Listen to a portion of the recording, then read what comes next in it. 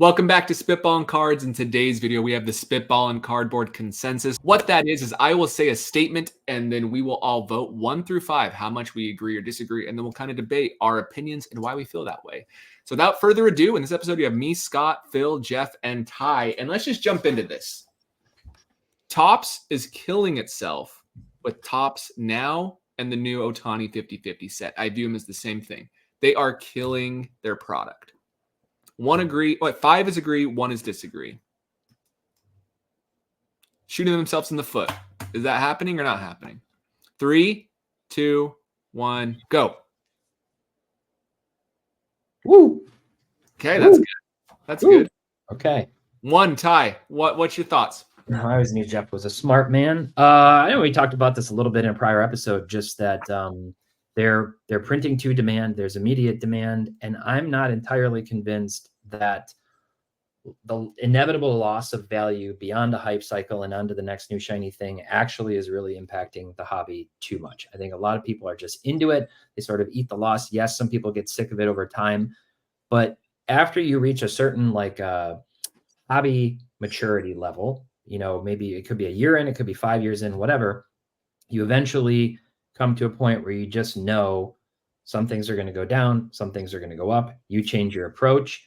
And ultimately, if you make the decision to buy 10 LeBron, Steph, KD cards to chase the lottery ticket, it's a decision you made.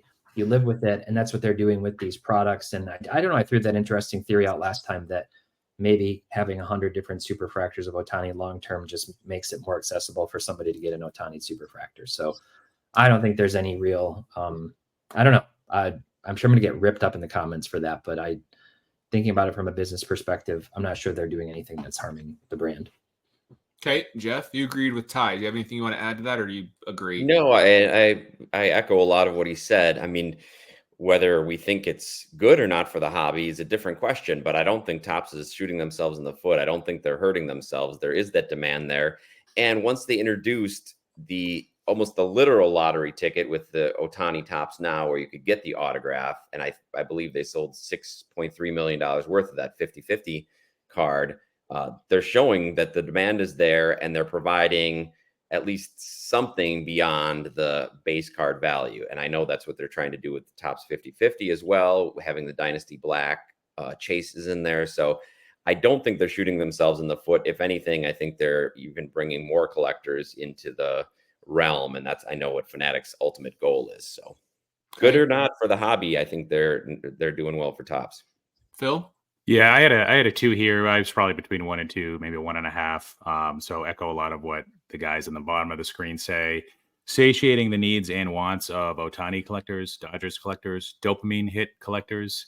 The reason why I am a little concerned is that the long-term implications on the hobby with dilution. Look at a card like this. Corbin Carroll, rookie, black, parallel. He doesn't quite have the Topps Now explosion of Ohtani, but if he did, there'd be no question in my mind that there would be at least a partial cannibalization effect on a card, a parallel that has a lot of continuity, that checks off a lot of the boxes, is going to at least be a little affected, if not a lot affected, by just more cards, whether they come from a regularly scheduled fixed product or on demand. Yeah, I'm with you, Phil. I'm concerned about, 1, people are going to get sick of this. It's going to burn people out. But 2, I think it's going to be a really bad thing if this is going to be the future of Topps. If this is what it's going to be, I think a lot of people aren't going to be happy with the state of the company.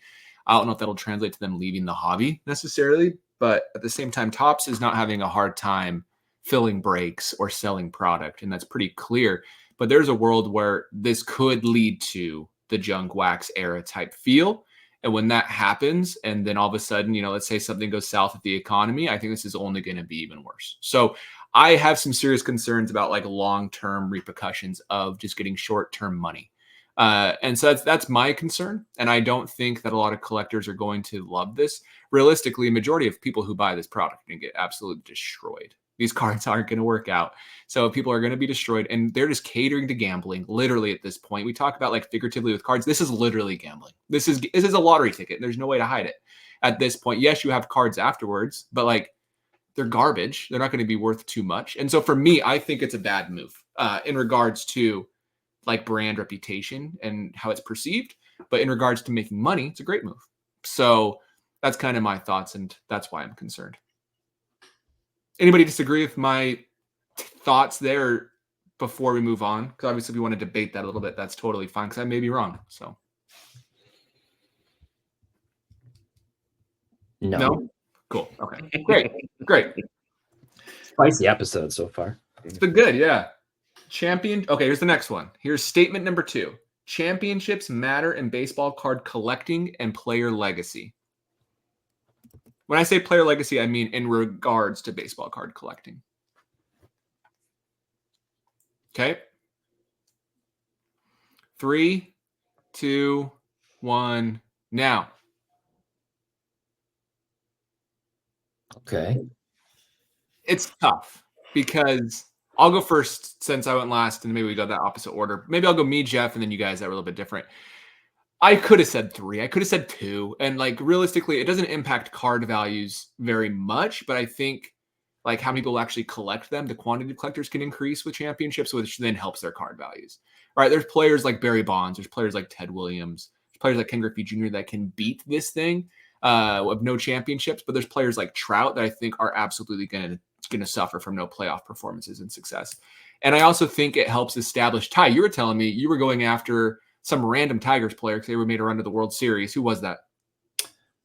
Oh, I mean, most of them, honestly. It was a super tractor or a canary or something of a guy in like the mid 2000s, and you couldn't get it because he was on that World Series run. Might have been Polanco, might have been Maglio Ordonez. I don't remember. But there was a guy. Else. I remember that conversation. It was something else. It was someone even more no name. It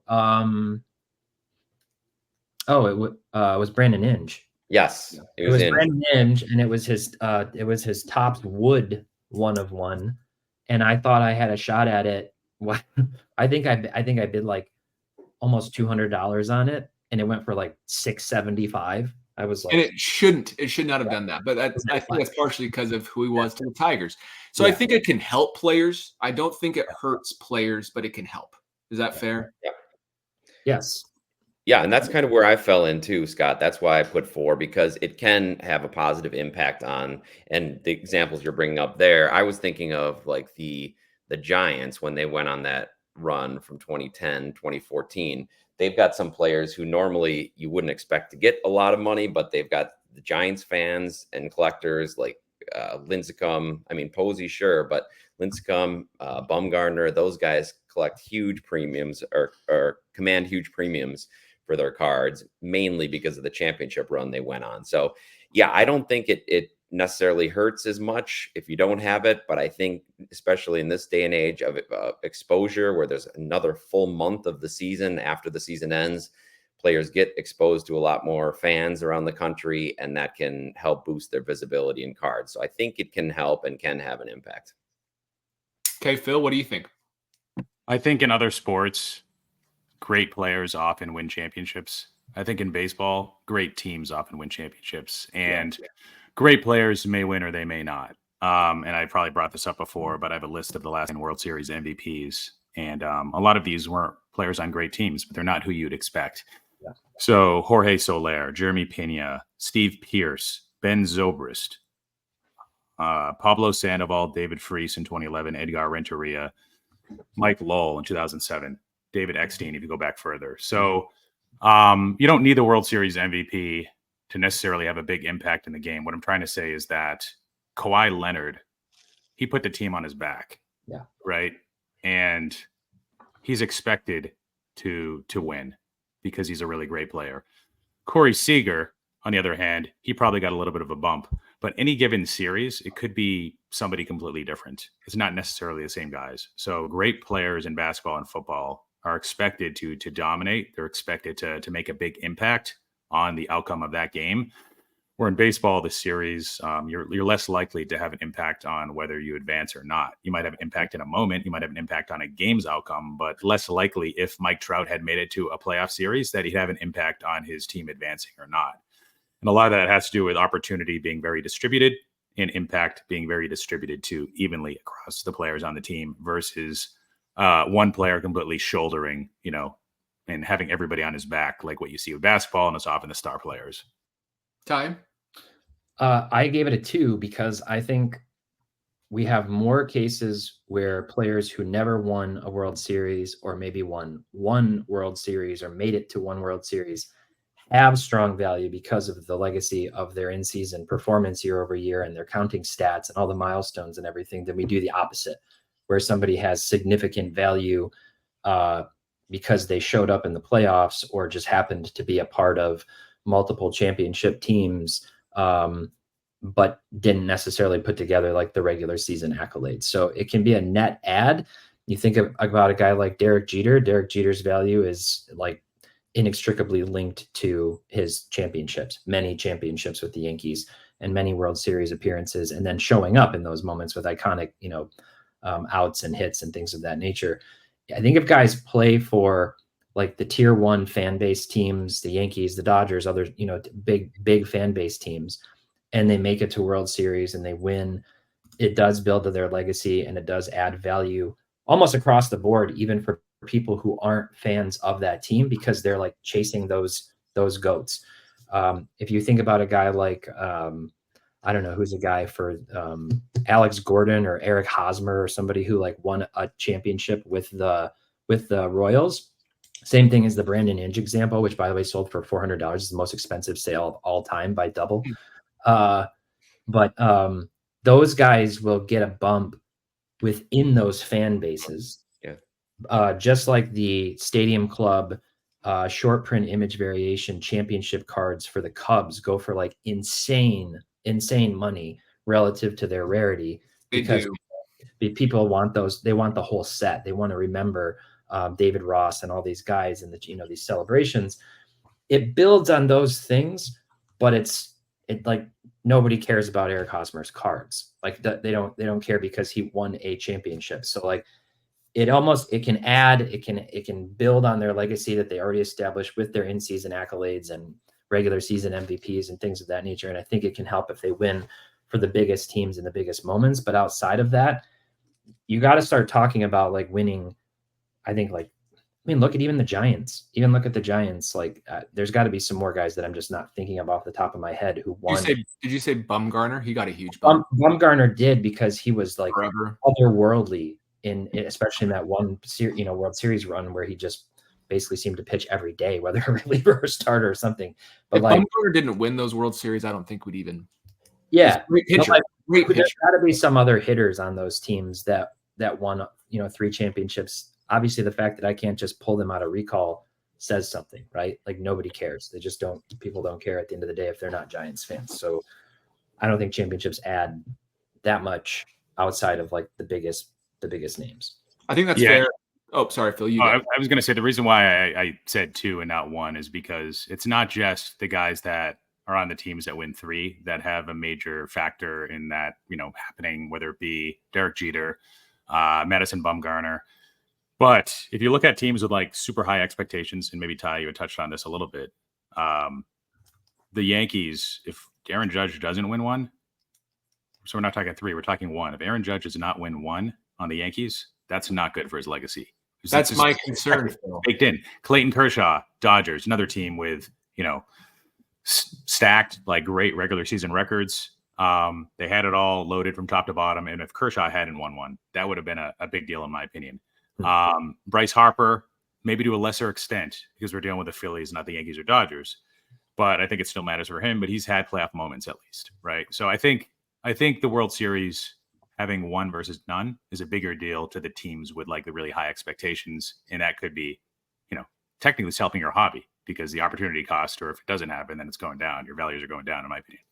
So that's exactly my thoughts. I had 4. I could have said 2 real easily, but I ended up saying 4 because I think that is the only thing that can really help players like Judge or Harper for a huge movement, or maybe even not Soto. There's someone else I was thinking. I can't remember now. I think that's important for them. Oh, Ohtani.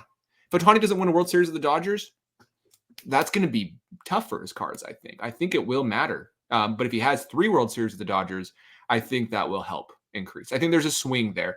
But realistically, for 95% of players, it doesn't really impact them, right? We can agree with that. But for those other top tier guys, it might a little bit either way. Okay, last question. Topps Dynasty Black is the future. The future of what Topps is going to want to do, or it's going to be the most sought after cards in the future. The Dippin' Dots of baseball cards. Is it a flash in the pan, or is it something that's going to be important for card collecting? So 5 is you think it's important. 1, you think it's not that important. For those that don't know, while we all think, I don't think any of us are very confident in our answer based off of the reactions, including myself. Topps Dynasty Black is the first time it's introduced with Ohtani. Ohtani's game-worn pants from his 50-50 game, where he hit his 50th home run, are now going to be in some packs. And because of that, Topps has announced this is going to be something they do in the future as well, where they're going to get memorabilia from players in big moments. And Topps, if they can make $10 million off this Ohtani set, you can bet your butt they're okay paying $1 million for something crazy to put into cards. So is this the future, or do we think this is not going to matter that much? Okay. 3, 2, 1, go. Up until the very last moment, I was deciding between 2 and 4. Me too. I was going to go with 2 because as much as I want it to be the future, I think Topps is going to screw it up, so it's not going to be. But I guess 4 is my more hopeful side, because this is what I've been clamoring for ever since we've been talking about patches and relics, wanting things from specific games, from specific big moments. So I love this idea. I hope that it is the future. So the 4 is probably more hopeful than realistic, but I would love to see this across the board, not just for these big players with big moments, but guys who don't become superstars, but maybe still have their first hit or their 30 something from their 30th home run. What we were talking about on the last question with team centric collectors would love this kind of stuff. Maybe it was a game that they went to and the player is not a top tier player. So I'd love for it to be them Topps be moving in this direction. But again, the 4 might be more hopeful than actual reality. I'll go because I had a similar score to you. This Ohtani card is going to go for a lot of money. Like, it's going to go for more expensive than a lot of his high-end rookie cards should have gone for. And whether it's right or wrong, maybe it's just hype that's built it up. But like, imagine if there would have been the Acuna 4070 jersey logo, man, that would have gone for a lot of money. Like, these are going to highlight some of the highest sales year in, year out. If there's a big moment, as long as they don't ruin the product. I don't think they're going to. I think they're going to be in the hobby's eye for a long time. Whether that means they're going to be important or not important is a different story. I think they're going to see some really big sales in the future. Okay, Ty, what are you thinking? I give it a 3 because I just don't know what to expect about these. There's too many variables still, too many unknowns. Like if they lean into this and they moderate it and they do it tastefully, I could see it being a big deal. I could see it being a big deal. A lot of things in the card collecting world, baseball or otherwise, need lineage. They need runway. They take time to establish, and then they need consistency from the manufacturers. If they're able to execute this and not overdo it, that to me is like, those are the big factors. Are they going to be consistent? Is it going to be done well? And are they not going to overdo it? And if that's the case, I could see these becoming over time really iconic, important cards within the hobby, but it's a lot of ifs. So I think the potential is there. The execution, I don't know. So I threw it at 3. Do you think Topps or anyone from Topps listens to us? I don't know. Probably not. Maybe there's got to be somebody there who likes baseball cards and enjoys our content. It's got to be. Yeah. If you do, you should consider putting these into like Topps Update or something. I understand you won't make as much money because you can't print a demand, but I think it would help it. Like, would you guys feel more strongly if it was into like a Topps Update, or is that just me that'd be more excited about it? Just me? Yeah. Well, I mean, No, I'd be very excited about made 3 of these things in the Ohtani product, right? Yeah. Put the big one in that type of a set if you want to do that. Sure. And then put one of them, put one chase in an update or something. And I think that's a really cool. It's another golden ticket. Yeah, or 5 relics from the pants. Before Phil goes, I just want to say what Teapot's saying about overdoing it, I do completely agree with. I'm not saying that all of these relics from specific games should go in Dynasty Black. I'm just saying in general for what they do with patches and relics, to have it be a specific game, to be using that in all their products. That's what I'm hoping for. But yes, I completely agree with not overdoing it. Phil, sorry to interrupt. No, it's okay. I more answered this. I gave it a 2. So I'm the most concerned here, probably the most reservations. This was mostly with the lens of, is this the future of the hobby and not so much the future of Fanatics? Future of the hobby, I don't know. Future of Fanatics, well, they have shown that they're doubling down on Dynasty. They changed around the design, made it more refractory starting, what was that, 2022? And they really put a lot of money into marketing efforts, and they've stretched it across multiple sports. And they already know it's very successful from like a individual card perspective, resale wise, with other sports like F1. But we saw the MLB debut patches already. There's probably going to be new stuff next year that caters to the high end dopamine hit sort of degenerate sort of thing they're trying to work through, and they're going to put buzz in every product. So why would they not create something very similar to this? Is there going to be a Topps Dynasty Silver? Also, while this might be a very impressive sale, what's going to be the next one? Is it going to be maybe JRAM goes 40-40 next year? Are people going to care? Is that going to then ruin the string of impressive comps if people don't spend more than $15,000 on that JRAM card? Also, these cards aren't rookie cards, so keep that in mind too. What's more important, a red Bowman chromatograph or the Ohtani 50-50? Obviously, I take the red personally, but like, it's still important, right? It could be rookie cards too, by the way. I mean, this one could be rookie cards. I don't know.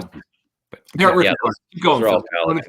Forgive me. I'm sure they do. I think it might be a little short-sighted in like being like, this is it. This is the future. It's probably the future of Fanatics, and they're probably going to go down this route. So in that case, yeah, it's a 4. But is this the future of collecting? Is this what people really want? To Ty's point, there's no legacy or continuity in this yet, and they haven't shown the ability that they're fully committed to this idea yet, but they could be. I don't know. One issue is it won't really benefit or impact 99% of the hobby, maybe 99.9. So that's always hard to get it to become important. But if they have the game used pants relics in this 50-50 set, maybe there's a couple hundred of those. Those would be pretty cool to own. Those could be sought after for a couple $100, a couple $1,000. So, okay, those are the questions for this week. Well, statements. If you have any statements you want us to do in the future, let me know in the comments down below. And other than that, we will see you in the next video.